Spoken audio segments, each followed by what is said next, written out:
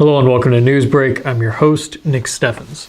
Getting into today's top stories, the YMCA of Washington County Board approved a contentious management agreement for the Washington Steele Family Aquatic Center Monday, finalizing the document after weeks of negotiations with Washington officials and amendments from the city last week.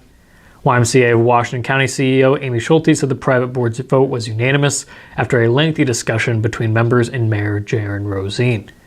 As approved by the Washington City Council last week, the agreement raises the city's annual payment to the Y from its current rate of $3,000 to $15,000 over the next 3 years. Other amendments included wording changes and explicit identification of regulatory agencies for the pool. In honor of World Polio Day, which was October 24th, the Mount Pleasant Noon Rotary is raising support to end polio. They will be selling fresh Minnesotan balsam for a Christmas wreath for $25 each, with all proceeds going to Polio Plus, the Rotary Foundation fund committed to ending polio around the world. If you'd like to purchase a wreath, please contact any Mount Pleasant Noon Rotarian by Friday, October 28th. Delivery of the wreaths will be around Thanksgiving time. A biker near Lone Tree was airlifted after being hit by a car Thursday night. Larry Reed was riding in the eastbound lane of Highway 22 when the accident happened just before 8 p.m. During this time, Larry did not have any illuminating lights upon his bicycle. A driver was operating his Dodge Ram pickup eastbound on Highway 22 and did not see the bicycle and or the rider. The driver struck the bicycle rider and immediately stopped at the scene, the report said. According to the report, Reed suffered trauma to his face and rear skull and was transported by air care to the University of Iowa emergency room. No citations were issued, according to the document. The first quarter of fiscal year 2023 saw 10 people apply for general assistance benefits in Washington County, the same number as last year's first quarter despite growing economic concerns and shrinking aid from other sources. The department uses tax revenue to help people in need with things like rent assistance, utility payments, and some medical expenses, among other things. Recipients are limited to $2,000 of aid per fiscal year and are disqualified by receiving most forms of state or federal aid.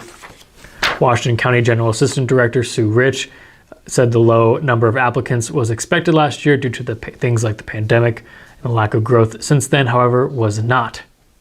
A surge of new applicants in need remains possible. Rich said the timing of such a demand was unpredictable. Of the 10 applicants last quarter, Rich said 9 were rejected. The money comes with a litany of conditions for recipients, such as falling within federal guidelines defining poverty. Beloved Mount Pleasant High School music department teachers Jim and Marlene DePriest were named the Grand Marshals for the annual holiday parade Thursday, December 1st at 5:15 p.m.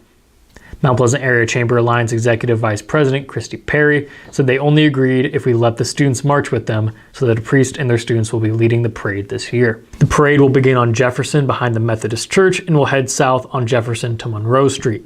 They will turn and go 1 block east to Main Street, and then the parade proceeds back north to the church and will end at Saunders Street. According to the Chamber, Central Park is the perfect place to watch Santa come to town.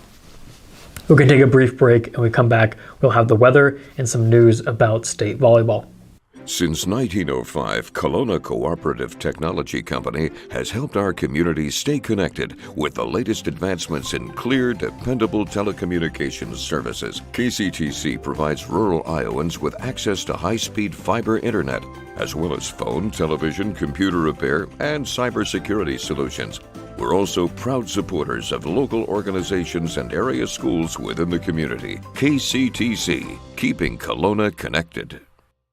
Hospice isn't a place, it's a type of care that focuses on living. Servicing a 7-county area, the Hospice of Washington County staff of nurses, social work, hospice aides, spiritual and grief support, volunteers, music and massage therapists are able to provide free end-of-life care where the patient lives. We write wills, give consent for organ donation, but rarely is there a plan for what we would want the final phase of our lives. At Hospice of Washington County, we encourage our patients to be in charge of their healthcare decisions while maintaining quality of life.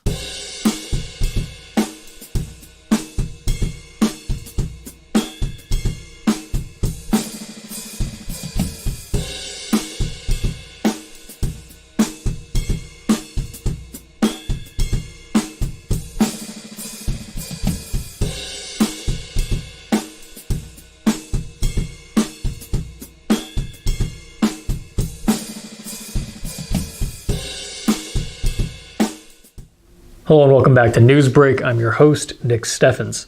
We have some sports and weather coming up. First, obituaries.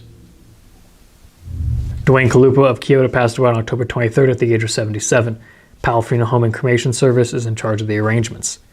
Ricky L. West of Fort Madison passed away on October 16th at the age of 68. Private family services will be held at a later date. Murphy Funeral Home in Mount Pleasant is in charge of the arrangements. That was obituaries. It is now time for the weather. The weather is brought to you by Jacqueline Ariola, LLC. Come visit Jackie in her new location downtown. She is ready to serve Washington and the surrounding community. We had another day of rain today with a high of 50. Thankfully, it appears that the rain should be done for the week. Tomorrow will be a beautiful day to make up for the past couple of days with clear skies and a high of 60. Thursday will be mostly the same, although mostly cloudy, and the high will be 60 again on Friday with partly cloudy skies. And then on Saturday, it will be mostly sunny in 62. An area school's volleyball team is just one win away from making it to the state tournament. More on that after this quick break.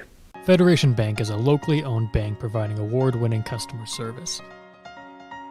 We believe that we are more than just a federation of banks, but a federation of communities, serving Brighton, Richland, Wellman, and Washington, Iowa. Federation Bank's highly skilled staff is here to make sure you are able to accomplish your personal and professional goals, whatever they may be. Federation Bank, your family bank.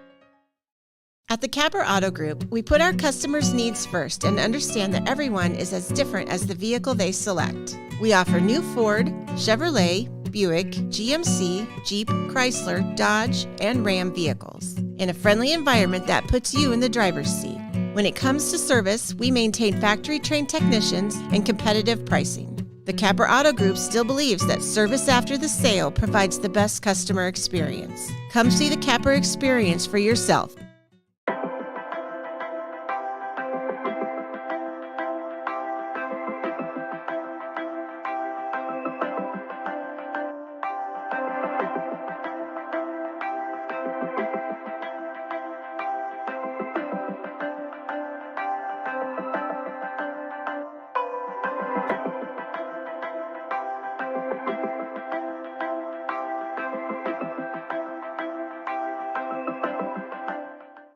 Hello and welcome back to Newsbreak. I'm your host, Nick Steffens.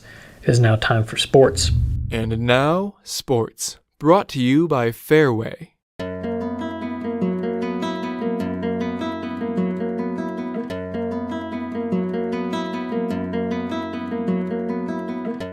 New London Volleyball's dominance continued on Monday night as the Tigers picked up yet another sweep in regional play, downing Bella Plaine in 3 straight sets. The Tigers dominated in all 3 areas of the game, winning 25-16, 25-13, and 25-10. With the win, the number 12 Tigers, who are 28-9 on the season, will now take on the number 1 Springfield Orioles, who are 36-3 on the year, with their trip to the state tournament on the line.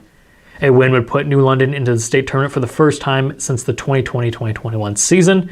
New London and Springville are set to square off at West Liberty High School starting at 7 p.m. That was the news for Southeast Iowa. I've been your host, Nick Steffens. This is the Southeast Iowa Union Newsbreak, and I'll see you next time.